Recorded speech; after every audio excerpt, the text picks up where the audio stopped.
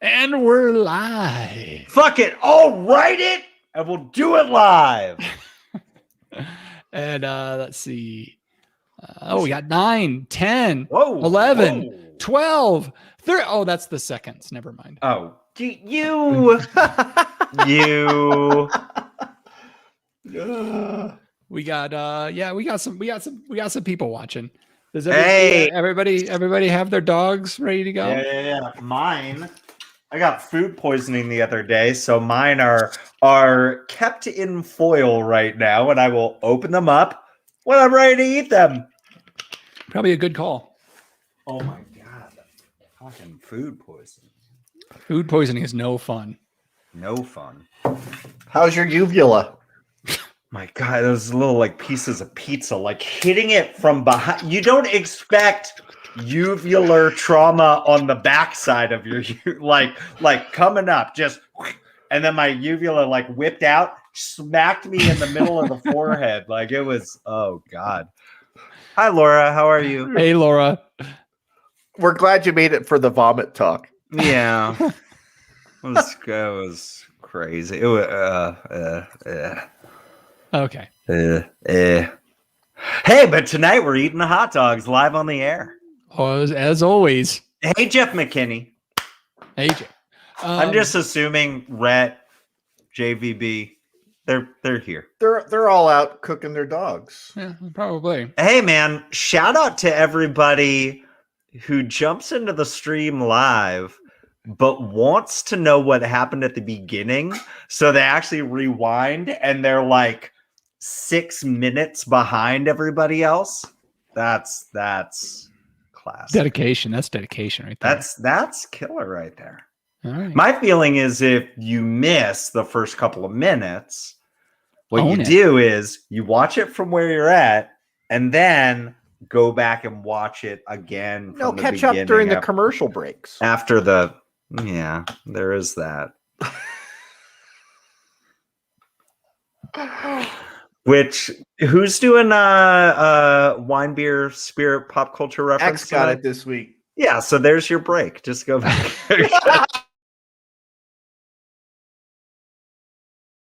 At the sound, of the tone, the official We Like Drinking Time will be 5 o'clock. Commence consumption.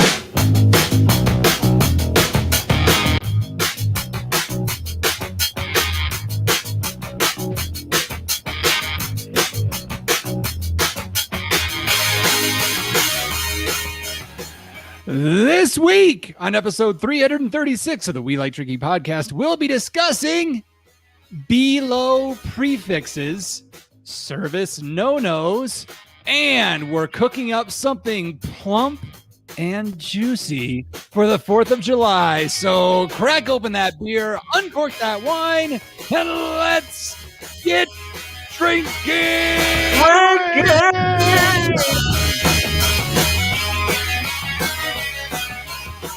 Listeners, I could not contain myself, not just because this is the 4th of July episode. Eccles is like, why is Jeff talking right now? This is my gig. I know it's your show, Eck, but I just have to do this because I was so stoked when I looked at the show notes and I saw that this was episode 336, which is the prefix of my little hometown in the Santa Cruz Mountains. Shout out to Ben Lomond, California, and all 3,000 people that live there right now. Love y'all. Below. I hope everybody locked their mean dogs up and you avoid the meth labs. It's good to avoid those things. Plus 3 plus 3 equals 6, so it kind of makes sense. Yeah. Oh yeah. Yeah. Shout out to banana slugs and sand dunes in the same tiny town. How does that happen? You got well, I have to imagine if you go back millions of years into the past, and you'll see this when a lot of folks talk about Santa Barbara County, how like that peninsula right there where Santa Barbara jets out, all the land there got twisted and spun around as these mountain ranges were being made. So you've got all this stuff that was on one side of this crustaceal layer that just got flipped around. So you've got the San Lorenzo River like swimming down through the middle of the San Lorenzo Valley through Boulder Creek and Brookdale and Below and Felltown all the way into Santa Cruz. And what you have are just these little pockets among the redwood trees where it's just barren sand dunes. Yeah. That's interesting. There's actually a particular type of tiger salamander that lives on that peninsula. I think John Ruyak's going to venture out to the top of Glen Arbor Road and see what happens. And Jeff Eccles has left the show. So I guess this is time for me to say cheers, my podcast drinking friends, and welcome to Happy Hour 336 of your favorite award-winning topical beer and wine education podcast focusing on fun. I thought it was geology this week. Hey, make sure you never miss another episode of our brand of drinking fun by visiting welikedrinking.com/subscribe. You're muted. You're back, Eccles? Unmute yourself. All those jokes I was throwing in there, none of them worked. God damn it. Oh, sorry. Thanks for taking over there, Jeff Solomon. Yeah, no problem. I felt it very, very pointed. If I didn't mention it at the beginning, it would have just been forgotten. Yo, shout out to Quail Hollow Elementary School. You know what I'm saying? Stub letting us know that you come to the show for the drinking, you stay for the geology lesson. Hey, Stub. When it comes to knowledge, don't covet. Drink that shit. So it's our annual July 4th episode of the show where we generally drink beer, eat dogs or brats, and there's probably going to be a rant somewhere in here, I would guess. So let's get started and find out who we're drinking with and what they are drinking. We're joined by our usual panel members. We have our California Sustainable Wine Growing Ambassador and recovering wine blogger, Jeff Solomon. Hey, shalom, everybody. Our commercial brewer and snake wrangler, John Ruyak. Good evening. And I am your host and certified specialist of wine, Jeff Eccles. All right, guys, what are we all drinking tonight? Let's start with John. Interesting. Are we going to talk about what we're eating? Yeah, sure. Go ahead. So I went a little different this year. I've done chili dogs or Greekers for the last, 4 years in a row. Yeah, pretty much. This year I went with brats and I did it Eccles style. I boiled them in a mixture of water and beer until they caramelized a little bit. I got to tell you, bratwursts look kind of funny when you boil them because they get all kinds of weird in that pot. Yeah, they do. And you don't really want to look at them until they've been on the grill and browned up a little bit. But I finished them on the grill, and I have no idea what kind of bratwursts they are. I went to one place that I thought I was going to go, and I looked in the deli case, and I said, I don't want to have a Jeff Solomon pizza redux, so I'm not getting these bratwursts. And I went to a different store. So I went to Smith's and I went to the deli case because I didn't want to buy 5 Johnsonvilles that I'm not going to eat. I got 2 out of the deli case, and they're probably Johnsonvilles, but I don't know.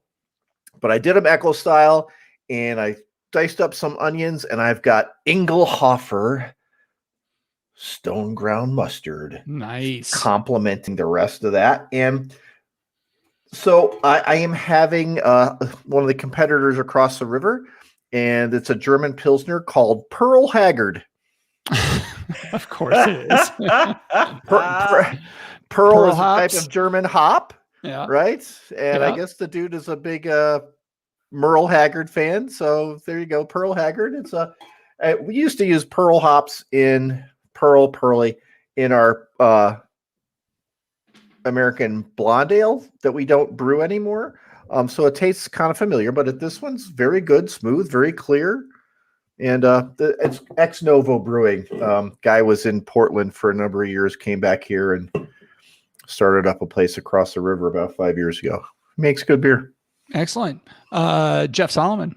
Nice. Well, I think I will talk about the beer and the dog at the same time. I picked up, and by the way, I had these under foil because I don't want to get food poisoning again. That's a different story for a different day. We're all eating. You're going to watch us eat, so I'm not going to talk about what happened to my uvula. Good idea. Good. Moving on. Okay.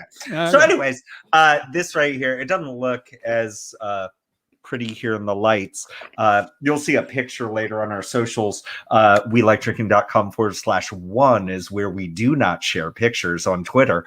But check out Instagram, We Like Drinking, and see what happens there.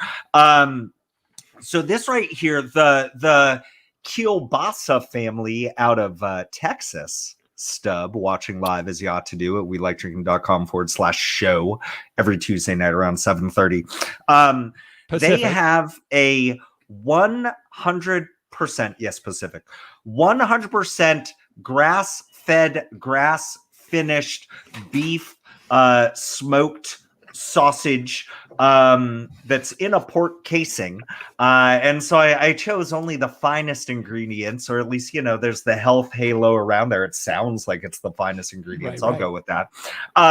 This is on, I was going to get a brioche bun, but the brioche buns were too small. So I had to go with just like a nice, fresh, soft hoagie roll. I simmered this in a layer of, this is where I got everything, Costco. I simmered it in the Kirkland Citra Hop Session IPA. This one is brewed out of San Jose, California.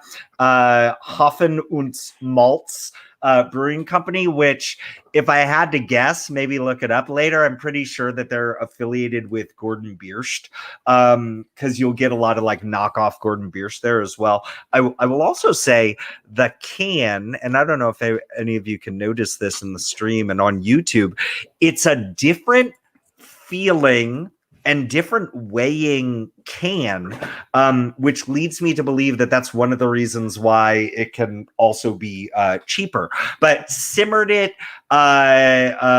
these dogs over caramelized onions and peppers that also made it onto the dog in this beer. And then I topped it off with Bubby's sauerkraut, brought to me by my dad, Marcello. And then also with the Trader Joe's, finished it off with the Trader Joe's dill pickle mustard. We'll see how it goes. It should be good. It should be amazing. I will say this for later on. I couldn't pass this up. I have the Stone and Joy by July 4th, 2021. This is a tangerine and pineapple IPA at 7%. And I just have to say, drinking from the can is definitely American, but there's nothing more American than taking a beautiful beer and pouring it into the totally wrong drinking vessel. So here you go, everybody. Cheers. My glass, for those listening at home, is about the size of a Tom Collins. I just got some regular standard hot dogs. You probably can't see, but Jeff Solomon, I don't know. These buns are split from top down, not side to side. Are you a fucking maniac? Can really throw some folks off going top down. Hot dog, grilled, stone ground mustard, onions, relish, sauerkraut. Call it done. Pairing with it, along the same lines as John, I think you got to go a little bit lighter with the dogs. So from Wisconsin, I am going with the New Glarus Brewing Spotted Cow. One of those beers you can only get in Wisconsin. If you buy it in Minnesota, somebody's going to jail. When that one is done, I've got from Brooklyn, New York, KCBC. This is Kings County Brewers Collective. This is your brain on hops, a double IPA of Citra and Nelson, a very zombie looking label for that one. Thanks, Halftime Beverage. That looked wonderful. Are those both from a Halftime? No. New Glarus. New Glarus. You had to drive to Iowa to get it. Okay. Wisconsin. I had to go to Wisconsin. Same difference. Not the same difference. I do want to say that as much as I like the taste of simmering my brats in beer before putting them on the grill, I have a hard time sacrificing a beer to do that. So I use the last of my hairless dog, and you did it with the hairless dog IPA. You know, I'm sure it imparted some wonderful hoppy flavor. Oh, and I do have a side dish of Sprouts Hatch Chili potato chips. Nice. Interesting. So that's a bit fiery right there, bro.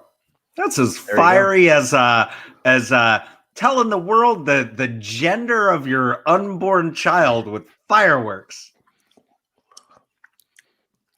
You know, how do we know that unborn child wants to be gender identified anyway? I'm just saying, dude. Like, and that's the thing, man. You know, I think that's what's truly, and thank you for bringing that up, John. I think what's truly missing out of like the, you know, non-binary identification is that at least you're not fucking burning down entire states declaring who you are. And That's pretty important. Yeah. yeah, man, that's a bonus. Yeah. We're all just like trying to digest dogs, and we're like, "Oh, the show is slowing down." So let's, instead of slowing down, let's pick it up with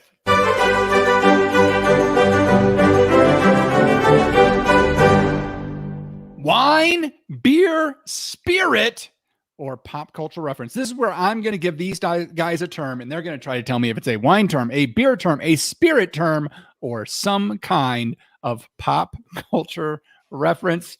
The term this week is Neo 1.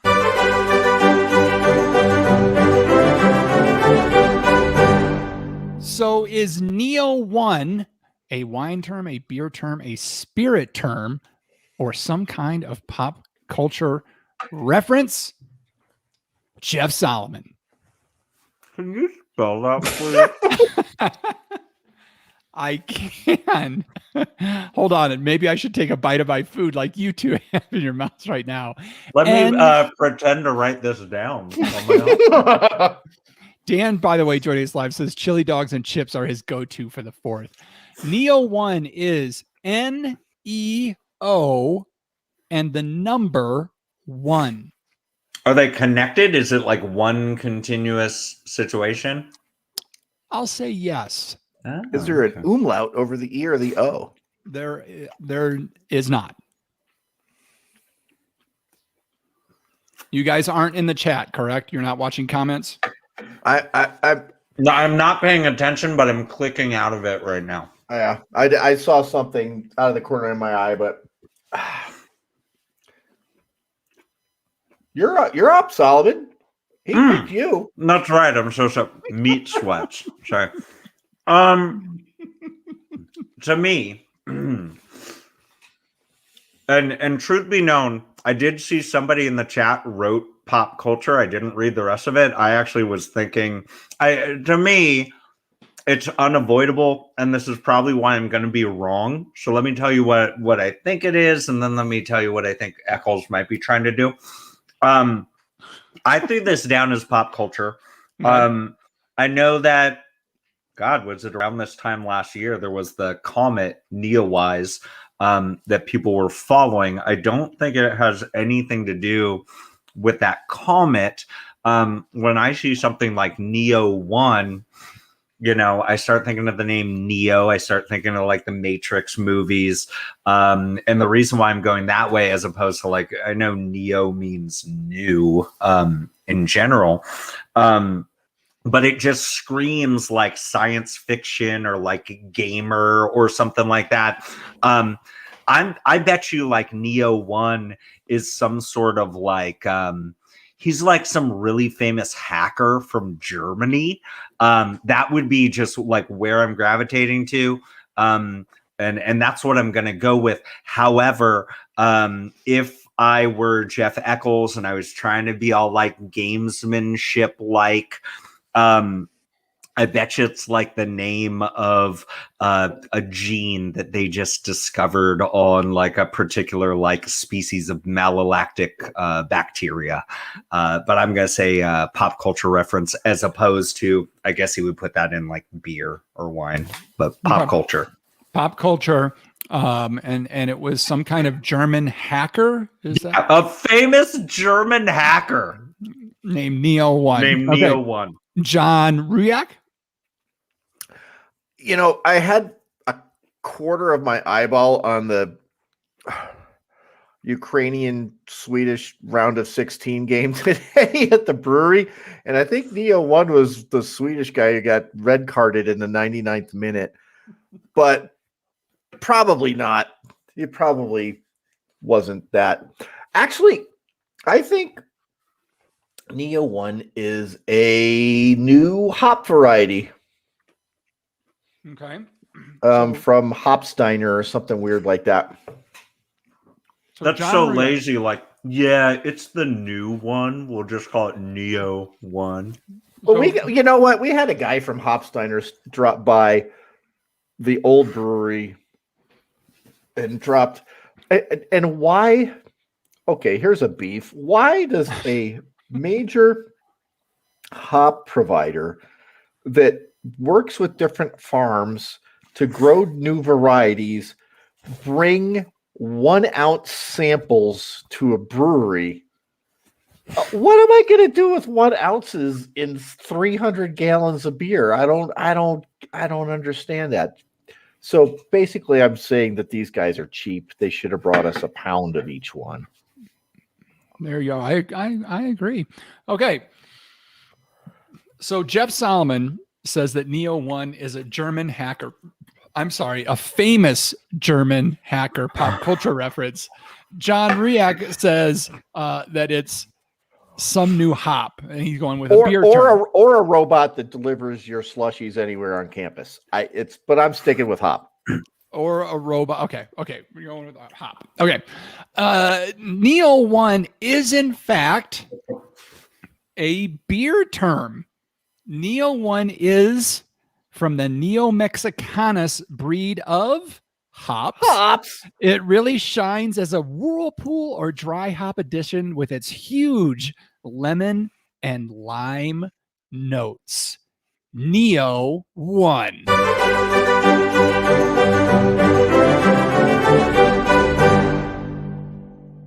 Nicely done, John. Sometimes it just pays to sleep through shit. I don't know. I mean, nice job just throwing it at the wall and see what sticks. And you got it exactly right. Actually, you know what? That gives me a nice lemon and lime flavors because in our Mexican lager we actually use a New Zealand hop called Matuica, which is very lime centered hop, and it goes great in Mexican lagers. Pairs well with the corn that goes in there. So our Mexican lager tastes kind of like a lime tortilla chip. Nice. But this Neo1 sounds like it could be something to try as well. Might not want to check it out. Hey, I got to ask real quick, and this is totally technical. I know my internet kind of glitched for a second, but Eccles, did you play the outro music, or did I just miss it? You missed it. Play it. I did. You missed it. You missed it. Ah, shit. Son of a bee. So you should move to the Soviet Union. Or this former Soviet Union. Your internet connection will be better there. You know, I think it's honestly the meat sweats. Like all the sweat is in my ears now. Like I'm just looking at your lips for cues at this point. Perfect. That's so gross. Folks, listen up. I mean, what you've listened to so far is world-class podcasting at its finest. Come July 1st, so by the time this show goes live, you will be able to nominate for this year's annual podcast awards. They haven't really given us like where you need to go to like vote or do any of that. So we'll probably have more next week, or search out podcast awards, and you probably have to register your name, and then you can go vote for who you want in each category. We'll be in the arts category. After a 2-year hiatus, we're coming back to try to get our third victory. So we would love some help there. Follow us on the socials if you hear this and don't know where you can find it, and we'll be sure to provide the opportunity for you. Go vote all through the month of July. Voting will be open. And can we just spice this up for a second? Apparently, there's sure. some dads that drink bourbon or something, and they think that they own the category now. We're all dads. We've been drinking bourbon the whole time. Bring something new and original to the table, like hot dogs and beer on the 4th of July, motherfuckers. We're coming for you, assholes. They've got 2 wins. They've won the last 2 years. There can only be one 3-time award-winning podcast about fun Podcast. and podcasts and art. Because we're in arts. Oh. And if not us, One Bourbon, One Shard, One Beer is a great podcast as well. So what happens when you mix fun and arts? You get You get farts. Yeah. Hold on. Hold your horses. Come on, gentlemen. You don't want it now? yeah. Come on. No, come on. We're eating. Okay. Folks, speaking of fun, we have a fun partnership to tell you about this week. Our good friend and cloud car driver Lori over at Dracaena Wines has offered our listeners a special deal. If you purchase any wine from them and use code WLD at checkout, you will get 5% off your order. Additionally, Dracaena Wines will send WLD a matching 5% of the order. So if you've ever thought of becoming a patron but didn't want to commit to a monthly payment, here's a great opportunity to score some delicious Paso Robles wine and still help us out. Dracaena Wines offer their Cab Franc, both reserve and classic, their rosé, their Chenin Blanc.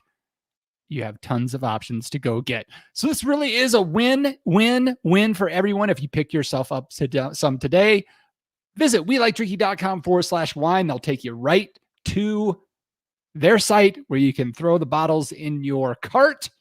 They won't be stolen from you before checkout.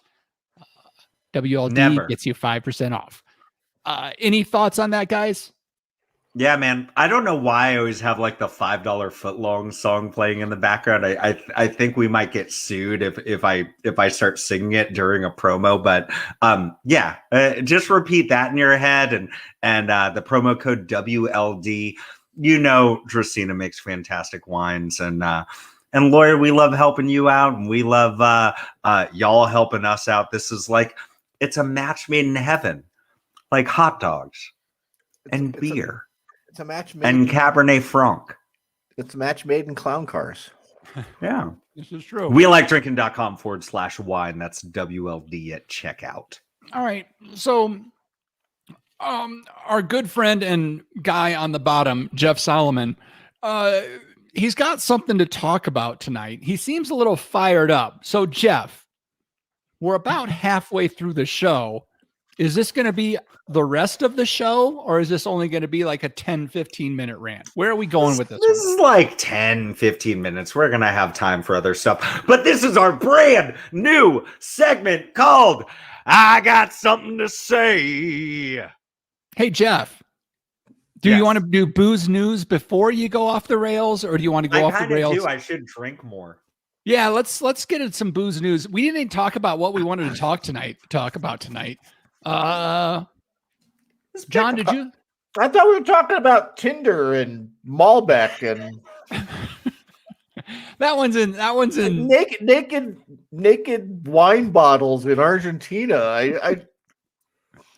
You want to talk about that one or the coffee IPA beer? You know, nothing screams peanut butter and chocolate like coffee and IPA. So why don't we talk about that? All right, this is an interesting one. This one surprised me. This is from Brewbound. This is going to be a barrel-aged big ass coffee IPA. So this is Fiction Beer Company and Badass Coffee out of Hawaii have announced the release of Talk Song, a unique beer blending barrel-aged cold brew coffee with an IPA instead of the more common pairing with a stout or porter. So the green coffee beans were aged in bourbon barrels and rolled daily for several weeks to allow the flavors of the barrel to be absorbed before roasting. The beans were then roasted, cold brewed, and added to the IBA just after fermentation. Now, the IPA already has a bit of citrus and vanilla notes to it. So they're saying that with this collab, that they're bringing together the complex characters of an IPA, coffee, and whiskey, presenting an exciting challenge. Yeah. Thoughts on this one? I want to tell you something. Yeah, tell us. And this will go into my rant later. Okay. Hey, did you play the intro music for this one? I didn't. I'm having this battle in my head with like, am I glitching or did I? Okay. Excuse me. Hot dog. We shouldn't be podcasting while we're eating. I told you it was a bad idea. It's a terrible idea. Every year it's a terrible idea. And yet we do it anyway. Gets worse every year. So I have this distinct memory of helping plan, not plan, but get stuff together for my aunt and my at the time soon to be uncle, and we were going to pick up a couple kegs of beer from a local. It's tough to say local, but one of those like brewery restaurants that like, yeah, they're brewery, but kind of like I think the kegs get rolled in from some other place. We're going to pick up these kegs, and we're like, why don't we have some lunch there first? But it was earlier in the day. It was 10:30 in the morning. We're picking up these kegs, and we're having lunch. And I'm at this brewery restaurant. Jeff is throwing a lot of air quotes, folks. I am sorry about that. And I ordered a coffee because it was still earlier in the day, and an IPA. Oh. And the server looked at me dead in my eyes and went, "Really?" And I looked at him and I said, "Yeah, it's still early. I still need my coffee. And I would also like to get a beer from your brewery restaurant establishment." And to this day, this was, my God, this has been over 20 years as I'm thinking about it. To this day, right around 20 years. To this day, there are these occasions where I'm in an establishment and it's a little bit earlier, and I will order a coffee and a beer because I'm just waiting for a motherfucker to question my order and say, "This is America. I have choices. If you don't want me to order it, don't put it on the menu." On that exact same menu, you've got pizza, and you offer kids little cups of ranch to dip it in.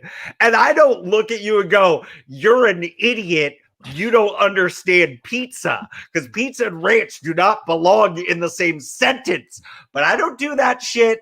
But if I order something and it's on the menu, you don't question it. Don't even judge it. Don't even look at me and go, "Oh, that's a wonderful choice. More people should do that." I don't want to be judged based on what I'm eating. How about I just want to eat some shit and you just shut the fuck up? So what I'm saying is, I think an IPA brewed with coffee that was rolled in whiskey barrels is a fucking stupid idea. And I just wish that the people who came up with that idea had sat down at that particular brewery, in quotes, restaurant, in quotes, and tried to order coffee and whiskey and an IPA at the same time, just so they could feel as small as that server tried to make me feel some 20 years ago. Fuck you, dude. I still remember you. Don't be caught slipping, bruh. Anyways, that's how I feel about it. I've got a couple of things to add to that. I mean, it's cool. I honestly, coffee rolled in like whiskey barrels sounds kind of sounds kind of good. And then throw some citrus notes on top of it. Yeah, yes, Stub. This is not the rant yet. No, this isn't it. I'm just trying to get worked up. Okay, so I'm gonna hold on. Stub, just so you know, I had to go get special audio just for Solomon's upcoming rant. It may turn into a rant, and it may turn into a rant right now. All right, let it fly, John. Just Solomon, would you be interested to know that there is an entire restaurant chain here in New Mexico known as Dion's, and their entire deal is that when you order pizza, they give you a couple of cups of ranch in a ramekin to dip your crust in when you're done. They shouldn't be in business. Dion, Red Robin, go to hell. Go to hell. I mean, it is their claim to fame. I'm telling you. And I had a couple. Imagine that you're a restaurant and your claim to fame is that you give people cups of ranch. How bad is your food when you're known for the fucking cup of ranch that you get given? I like that. That's like at Starbucks, we proudly provide sugar packets. Fuck you. Visit WeLikeDrinking.com/ranch. Hit the big red button, and a cup of ranch will be sent to Jeff Solomon's house. Well, here a couple other things about that whole deal. Solomon, I know this is a personal question, but if you drank a coffee and an IPA, how many times did you pee before you left that place? A lot.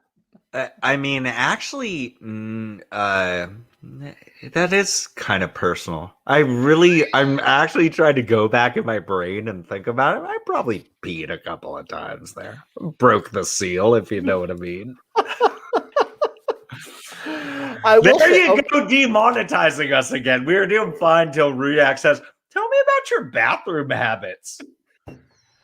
God damn it. I am old, so I do want to know. Actually, it's interesting. You know, I don't talk too much about my previous brewing experience in another country in Central America. But we did go to and thank you for that. Yeah, I agree with pizza and ranch go together better than pizza and pineapple. I totally agree with that. But there was another brewery in south of us where they brewed cold brew coffee in a pale ale. They used two different yeasts for it. And the one yeast that I thought would have done a worse job actually did a better job.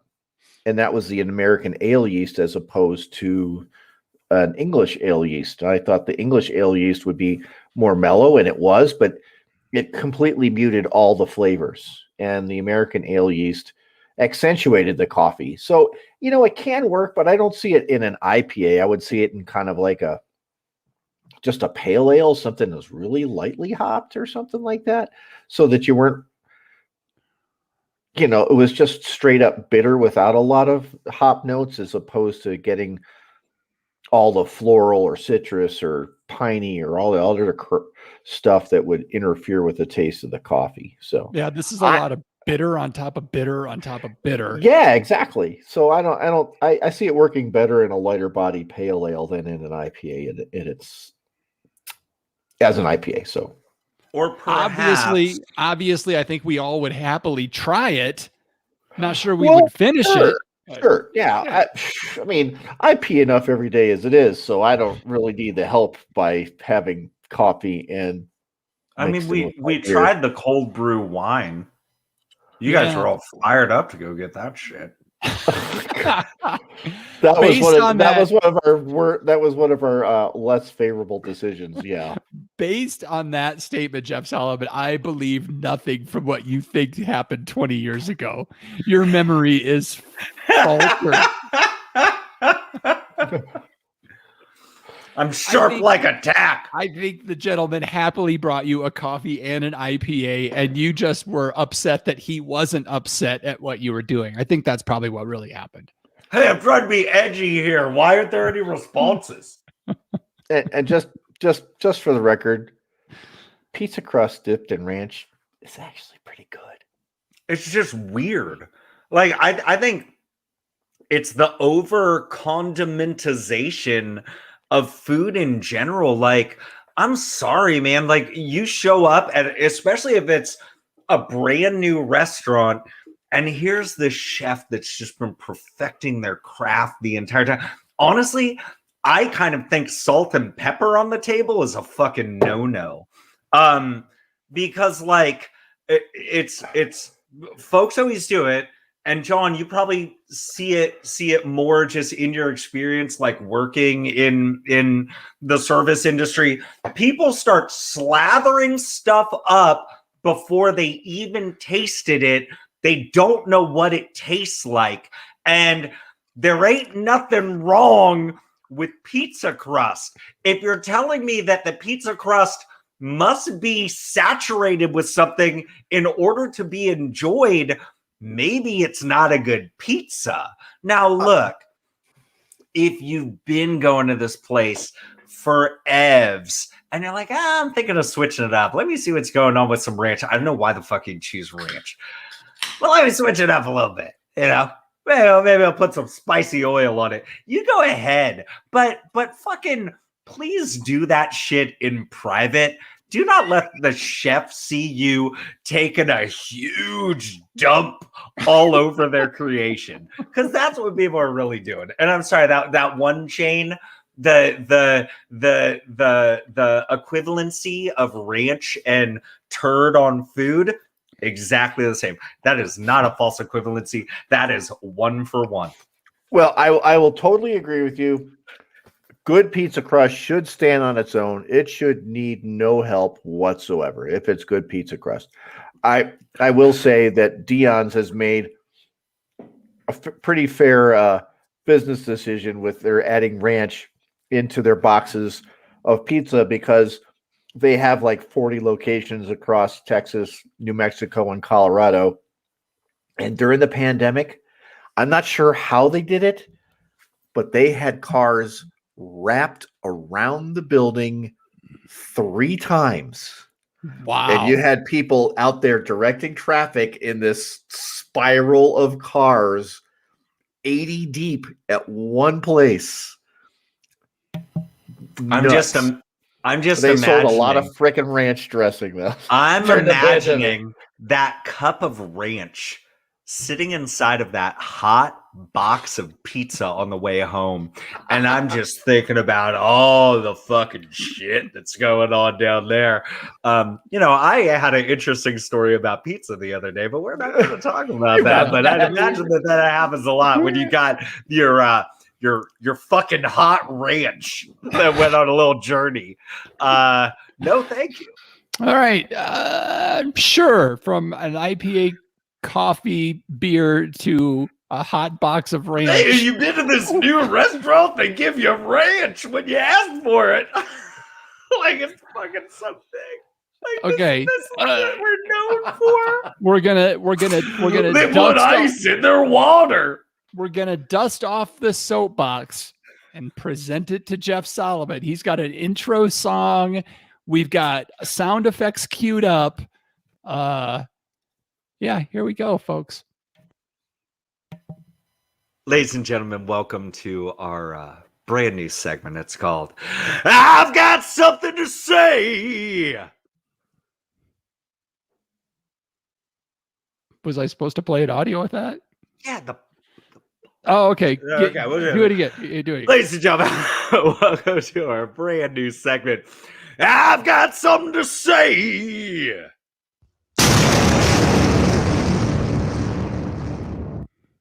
about service this week, anyways. So went out to lunch. It's hot in California right now. Apparently, it's hot everywhere except for in the desert, John. Apparently, but you know, still, I love the fact that it's so much easier to eat outdoors, especially with my gigantic family that took our mother-in-law out to lunch today as kind of like an early celebration of her birthday. And we go to this place where it's like there's this, you know how I was putting quotes around brewery?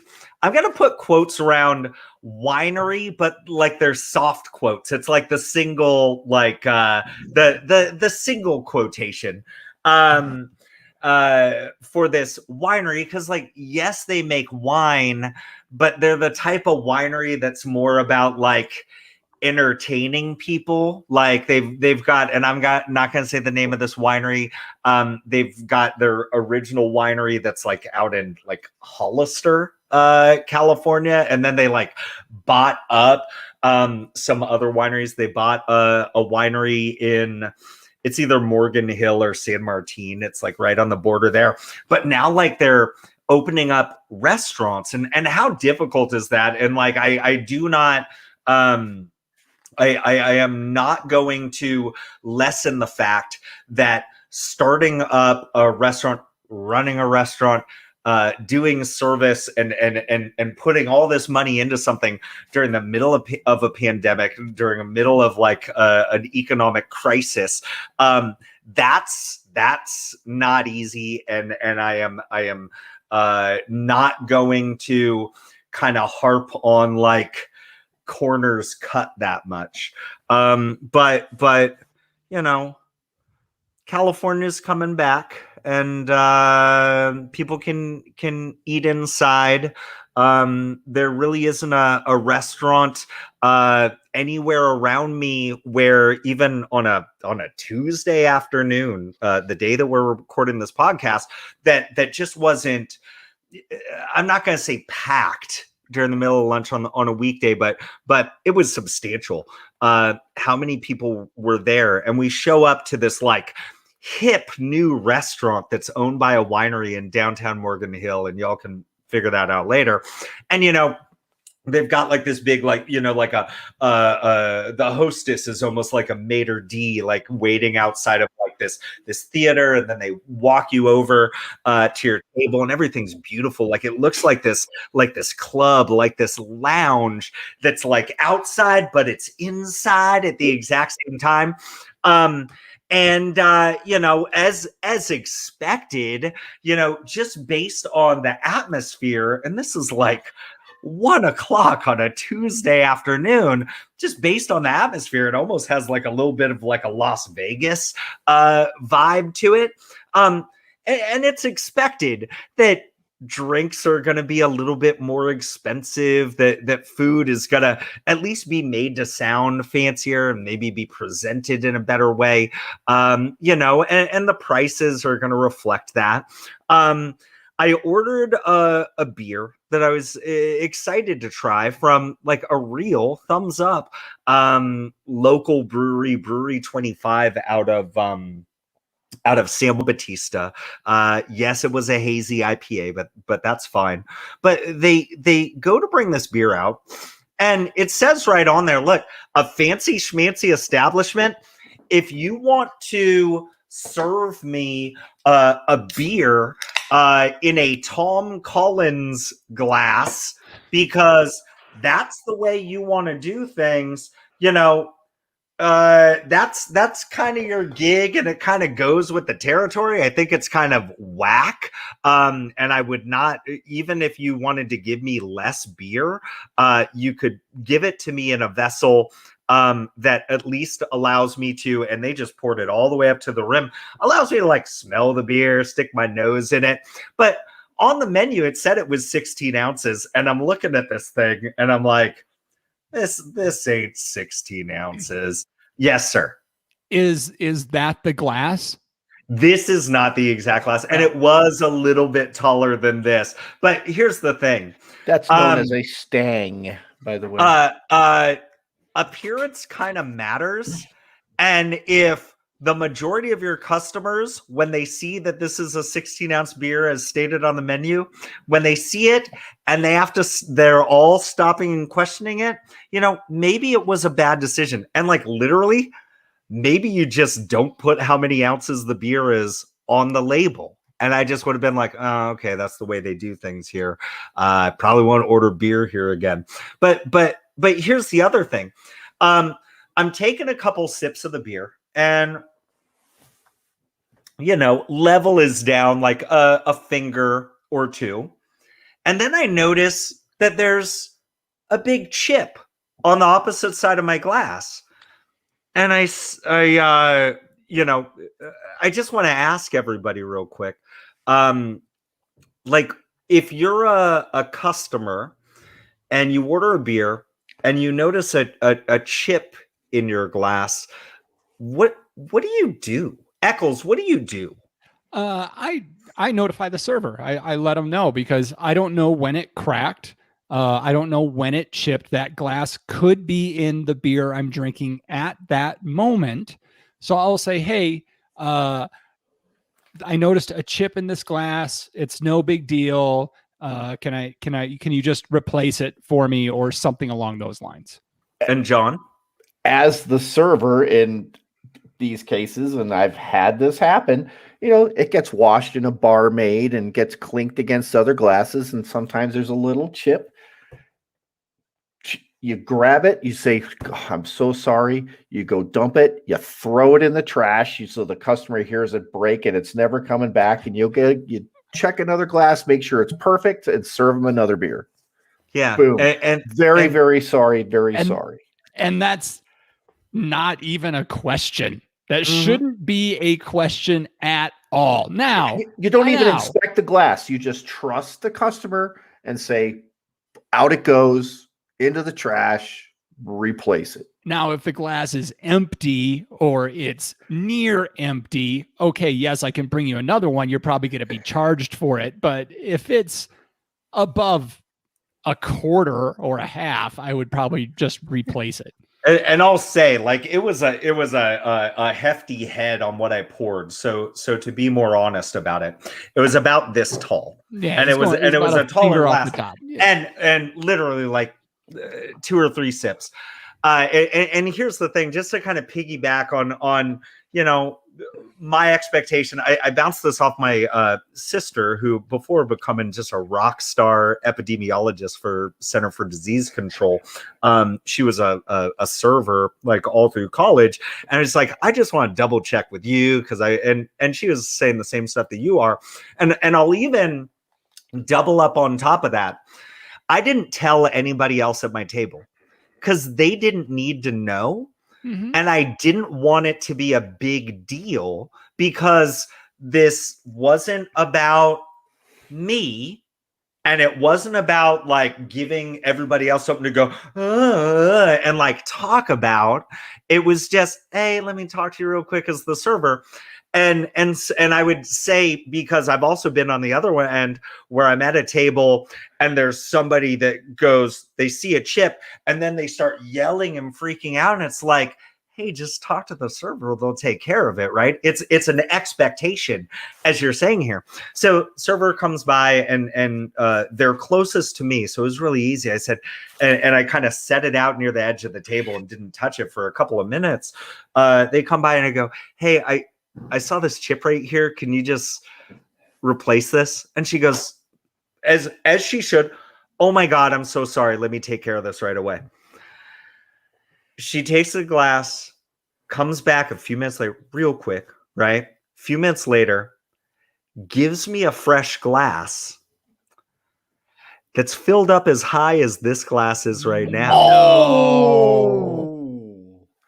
And to those of you listening audio only, filled up exactly to where I left the last glass. So one of two things happened, and I think we know which one it was. Either They measured exactly how high it was, dumped it out, got a fresh glass, put it underneath the tap, and filled it up exactly to where it was supposed to be.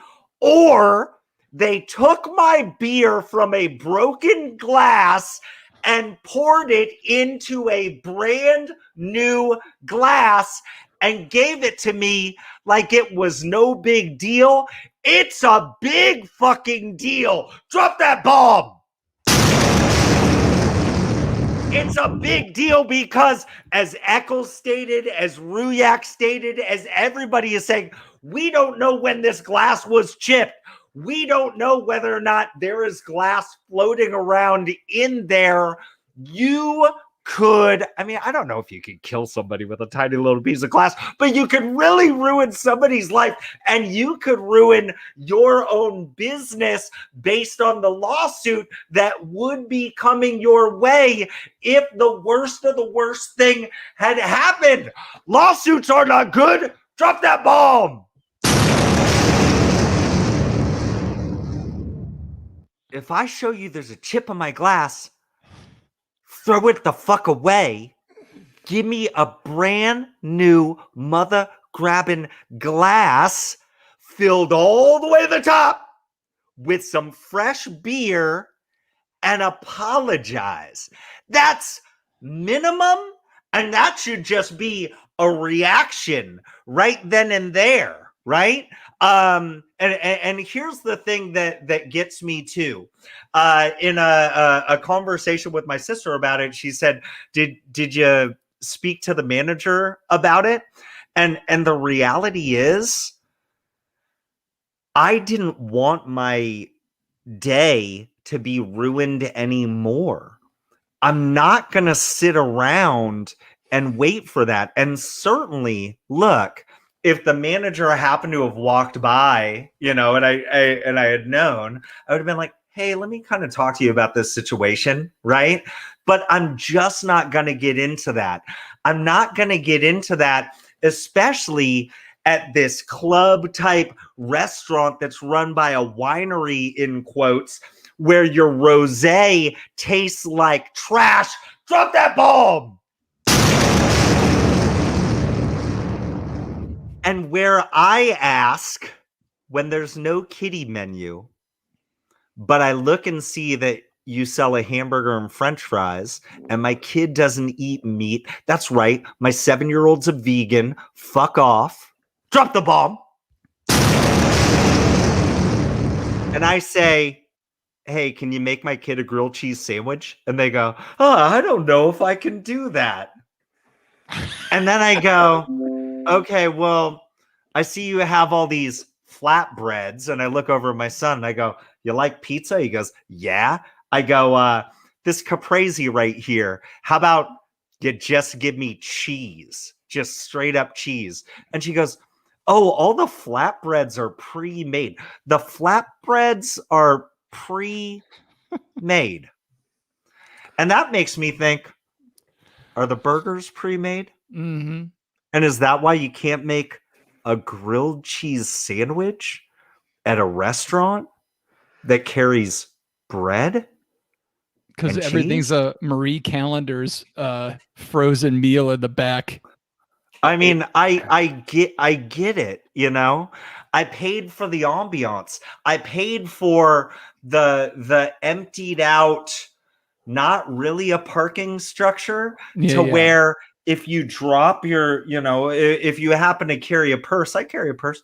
You happen to put your purse on the ground when you go to pick it up, and now you've got this big streak of dust along the side of you, because it's not just that it's inside this parking garage, but they don't fucking sweep the floors. I understand. I'm paying for that ambiance, right? But the reality is, this is beyond a management issue. Did you talk to the manager? They do a really big show of making it look like their staff is all in lockstep, but this is top down. If you don't sweep the floors, if all the food on your menu is pre-made to where you couldn't give me a burger without a patty on it and call it a grilled cheese. If you can't give me just a flatbread with cheese on it, maybe you shouldn't be in business. Or if you want to be in business, change your name to Red Robin. Fucking call it what you are, but don't call yourself some fucking hipster club and charge me $11 for a beer in a broken glass. It better be fucking perfect. Am I gonna speak to your manager? No, because I run a fucking podcast and there's like a couple people watching right now. Maybe a few will download later. I am the manager. Drop that last bomb. Okay, Solomon, let me burst your bubble. Yeah. I know the manager wants to know and they should know. But let me burst your bubble. Yeah. Restaurants are having a fuck of a time staffing. I know they are. They're hiring anybody that walks through the door and wants a job. And not everybody has service experience. Very few people have service experience. We've had a number of people come and try to get jobs at our new location. They've never worked with beer before. They don't understand beer. They know we're a craft brewery. They just want a job. And guess what? We got to hire them because there ain't a whole lot of people with experience coming through the door because for whatever reason, experienced servers are not coming back to the restaurant business. Here's my answer to that.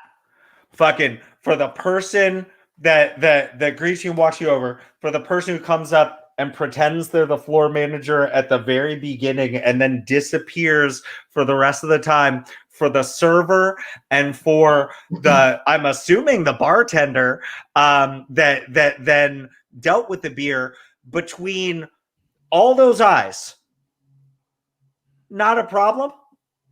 Maybe that's a top-down thing. That's a top-down thing. The manager may not have no food service experience. The bar person pouring your beer may have no food service experience. People are not coming back to the food service industry for whatever reason because they're sitting at home thinking about their life and finding themselves during the pandemic. And did they learn any skills when they were during the pandemic? No, they sat at home and got a government paid vacation. And now they don't want to go back to their hard restaurant job. And other people that actually want to fucking work are showing up and putting in applications, and we're hiring them, and we're having to teach them from the ground up. And it's a long road to teach somebody good service skills. That's quite the assumption, John Ruyak. Day one, working in a bar with glass. I agree with you. Everybody, nobody should be in business with glassware and people who put it to their lips. And day one, if they don't say, this shit breaks, here's what you do when it breaks. Here's when it's broken and on the ground. I agree with you. Here's when it's broken on somebody's lips. Here's what you do when somebody throws it at you.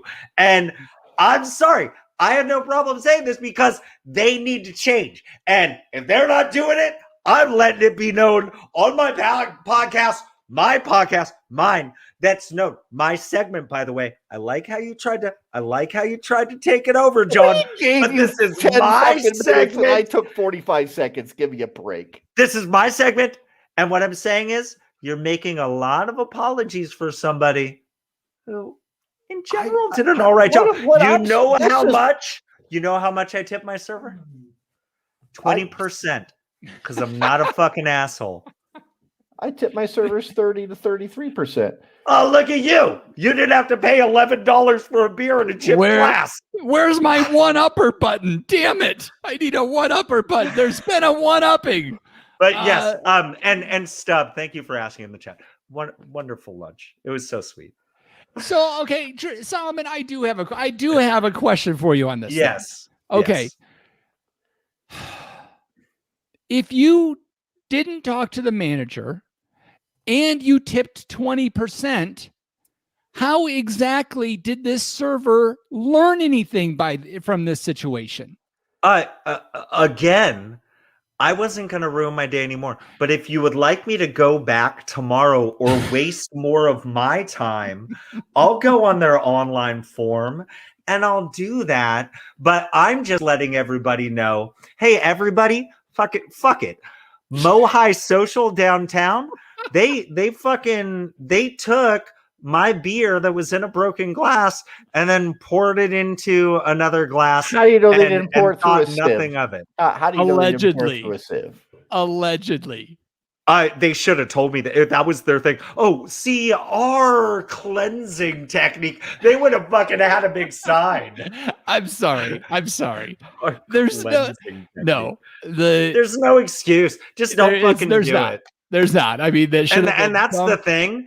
I'm somebody who it's like I talk to my server about if something's wrong, I ask them to change it, but there are plenty of times where I just hold my tongue because it's not worth my fucking time. And where Mohai Social downtown, you guys make enough money, you own enough buildings. I don't care. You ruined a winery that I actually kind of liked. And your rosé sucks. But I think the thing is, it's like they're packed anyways because people are fucking dumb. Like literally, there's a lot of folks that just go there because they're like, look, there's an AstroTurf on this one wall and a neon sign. It's stupid. Like people getting impressed by AstroTurf. I'm sorry, AstroTurf is a fucking shitty thing to lay down. It's very hot. Dogs don't want to walk around on AstroTurf on a hot day. That's a whole nother story. But look, how do I tell them? They should not be shocked when they go, oh, you know what? We're making slightly less this Tuesday as opposed to last Tuesday. I wonder what we're doing wrong. I'm the manager of this establishment. Let me kind of go through and figure some things out. You know, how about you guys do your job for once instead of me having to do your job for you? That's all. I've been there before and I didn't like it the first time around, but it wasn't my choice. And yeah, I'm not impressed at all.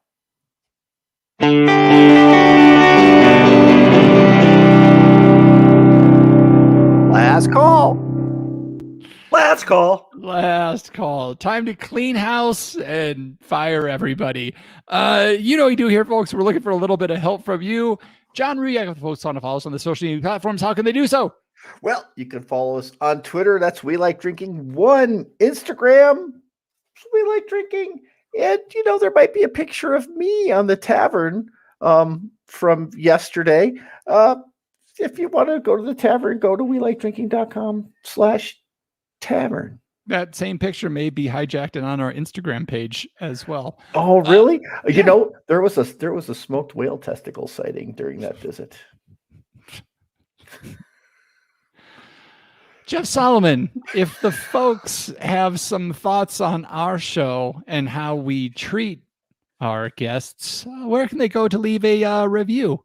Look, if we ever serve you a beer in a chip glass, we will absolutely pour you a fresh beer in a fresh glass.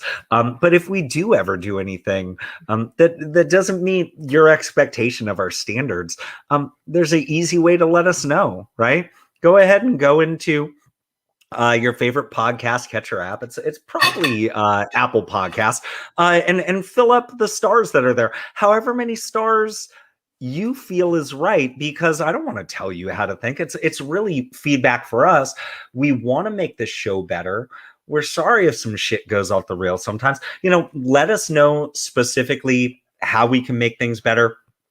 And we're going to honor that commitment. We're going to make those changes. For you, baby boy. For you. I'm never sorry when it goes off the rails. No. You can also find... Neither are you. Show notes for this episode with all links to the stories or mentions we had at weliketrinky.com/episodes. And if you've done all that and you want to do more, visit weliketrinky.com/pledge. Find out for as little as $1 a month how you can help become a patron of the show, help drive the show, help make the show better, get a free sticker, t-shirts, shit. If you send us $11, I can buy another beer and a chip glass and a chip Tom Collins glass. But I'm sad to say we've reached the time of the show where I get to say, okay, panel, let's take one last trip around this table and get some final thoughts before we fire everybody. John Ruyak.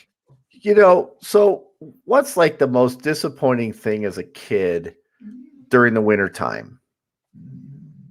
I'm asking you guys. I'm asking. The weatherman predicts A snow day. a bunch of snow. Yeah. And it doesn't show up. Yeah. So you live in the desert. When the weatherman predicts like localized flash flooding and just like rain all day, and it doesn't show up and you're disappointed. So God, I wish I could be wrong half the time and still get paid, but yeah, whatever. There we go. Complain about the weatherman. Apparently, next up on complainy table, Jeff Solomon. Yeah. Anything else you want to bitch about, Jeff? Since y'all made me talk so much tonight, I did break a record. I only ate one hot dog tonight. I ate two, and I ate two earlier. Wow. I do You're want a to know. maniac. I won The up to vertical you. split. I just won up to you. So what I do want to know, Solomon, is how does keeping your food in foil keep you from getting food poisoning? Do you have birds flying around your house that you're afraid they're going to shit on your food, or what? I spit when I talk and just shit flies everywhere. So it's like, I never have to, when I make wine in my house, I never have to add yeast. I just fucking open top and let it go. Is that all you wanted for last call or for around the table, Jeff Solomon? I mean, John keeps fucking stepping on my bits. He tried to take over my rant section. This is my last piece where I talk the way that I do. And you're like, hey, let me say some more stuff. And with that, This is a perfect visual impression. I'll I say, want to say another thanks thing. again for joining us at the We Like Drinking podcast. Where you'll never drink alone. Happy 4th of July, everybody. Pew, pew, pew, pew, pew. Hit the like and subscribe button. It's over there. So ding the bell. Good. What happened to the dry raspy Lord. fart? Yeah, where was the fart noise? I It was. I said, hit that last bulb, and I got it. And as I hit it, I was like, fuck. This was when he wanted me to play the fart. So then I played a couple of quick farts. And then we vamped, tried to get some more bombs, and then you did a quick. Yeah, I heard a quick. It was the whole. It was a whole crux of thing. the whole deal. It was a whole thing. Jason, it's so good to see you, man. Yeah, Stub. You know who I really enjoyed as a guest on your show, Jason? Was, I forget the name, but the guy that just rides motorcycles all over the planet. Like, that dude was so interesting. That was a really fun one. I think you meant 4-0 and undefeated Jeff Eccles. No, I didn't like any of those episodes. Oh no. One time, here's the thing. Like, I was the first person to ever conclude a game with a tie on the award nominated One Bourbon, One Shard, or One Beer podcast. And then whenever anybody ties in the future, I think it's because Kern hates me. Like they go, anybody else ever tie before? They pretend they don't know. You know it was me. Alan Carl. That guy was super interesting. Just a fascinating life story about everything. And I liked the one with Mr. Schaefer of Tercero Wines. I'm in the middle of listening to your 70s vinyl cut right now, Jason. All right, viewers, we're gonna let you get out of here a little early. Only an hour and 14 minutes. That's pretty short for us as far as the video portion of the show goes. I'm sweating my balls off over here. Sorry. Next week is kind of in limbo right now. It's either going to be a beer episode or there's some pretty shitstorm news coming out of New York related to alcohol. That Cuomo's pulling some shit, it seems, and we may have somebody from a guild in New York coming on specifically to talk about some of the nonsense that's going on, some of the 12th hour nonsense that's going on in New York. So I'm finalizing if we're going to be able to get him on or not. So if I'm able to, he'll be on. If not, it'll be a beer episode. Yeah, just figure out whether or not he puts his pizza and ranch. Yeah, and where he puts the condiments, where he puts the condiments on his dogs. If it's condiments under the dog or condiments. How do you feel about the over condomization of food these days? All right. So check you all next week. Thanks for joining in, folks. Bye, everybody live. Thanks.